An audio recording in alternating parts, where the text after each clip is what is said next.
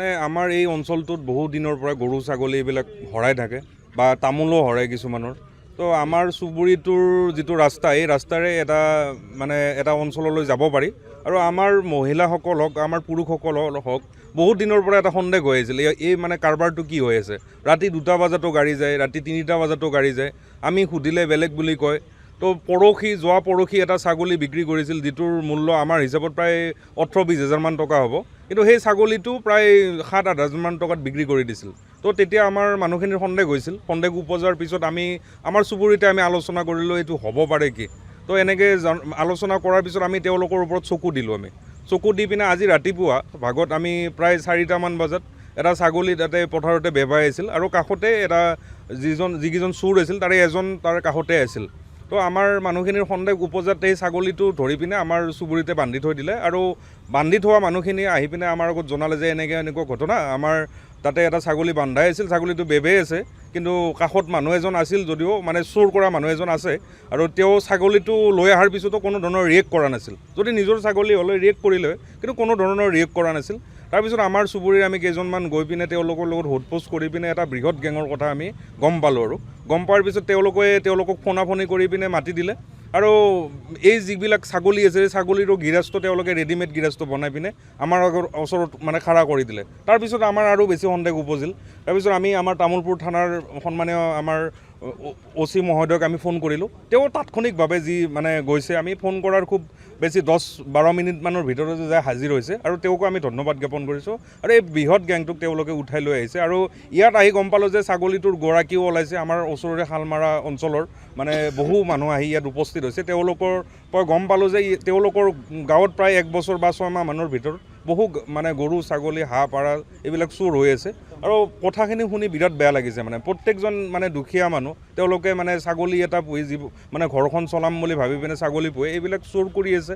এইবিলাক কোনো পৰ্যায় গ্ৰহণযোগ্য নহয়, আৰু ইয়াৰ ওপৰত আমাৰ ব্যৱস্থা গ্ৰহণ কৰিব লাগে। আৰু গৰু চুৰিৰ নিচিনা যিবিলাক ঘটনা, আমি আমাৰ বিজেপি চৰকাৰখনে আমি কওঁ যে আমি গৰু সুৰক্ষা দিওঁ। গতিকে গৰু সুৰক্ষা দিয়াৰ ক্ষেত্ৰত যিহেতু এনেকুৱা গৰু চুৰি ওলাইছে, আমি ভাবোঁ যে এই চৰকাৰখনে বা আমাৰ চৰকাৰখনে ইয়াৰ ওপৰত বিহিত ব্যৱস্থা গ্ৰহণ কৰিব, আৰু এই যিবিলাক চোৰ আছে বা এইবিলাক চোৰৰ ওপৰত ব্যৱস্থা গ্ৰহণ কৰি কঠোৰতম শাস্তি ব্যৱস্থা কৰিব লাগে। আৰু ছাগলী চোৰ, গৰু চোৰ, লগতে আৰু তামোল চোৰ।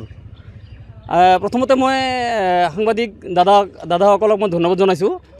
আজি মোটামুটি প্ৰায় 1 মাহমানৰ আগৰ পৰা আমাৰ গাঁৱত শালমাৰা, ডুমুৰীয়া এনেকৈ গোটেই গাঁৱতে চুৰি হৈ আছে।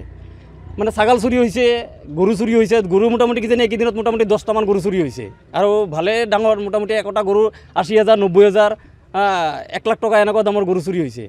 এনেকৈ চুৰি হোৱাতেও আৰু তামোল চুৰি হৈছে। তামোল মোটামুটি কিজানি আমাৰ ইয়াতে সৰু সুৰা বেপাৰী চবেই বেপাৰ কৰিয়ে চলে, ডিমলাপাৰ, শালমাৰা, ডুমুৰীয়া এনেকৈ গাঁৱৰ। এই গাঁৱৰ যিবিলাক সৰু সুৰা বেপাৰী আছে, বেপাৰীগিলাখনৰ পৰা ৰাতি 8 কুইণ্টেল, 10 কুইণ্টেল, 12 কুইণ্টেল, 2 কুইণ্টেল এনেকৈ চুপাৰী চুৰিয়ে হৈ আছে। চোৰটো আমি ধৰিব পৰা নাই। এনেকৈ আজি মোটামুটি এসপ্তাহমান আগতে আৰু আমাৰ কাষৰে আৰু শালমাৰা গাঁৱৰ ডিমলাপাৰৰ ওচৰত, দুৰ্গা মন্দিৰৰ ওচৰত খাহী ছাগলী এটা ৰাতি চুৰি হ'ল।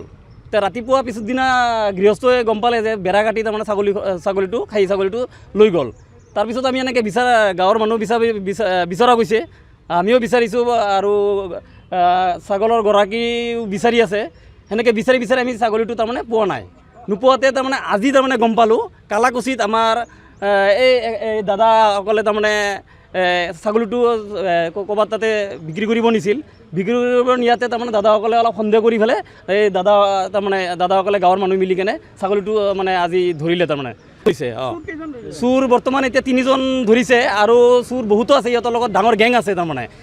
যি ডাঙৰ গেং এইটো কাৰণেই আছে গম পাওঁ, যি ডাঙৰ গাই গৰুবিলাক বা গৰু চুৰি কৰি নি আছে, সিহঁতে গাড়ীত উঠাই লৈ যায়।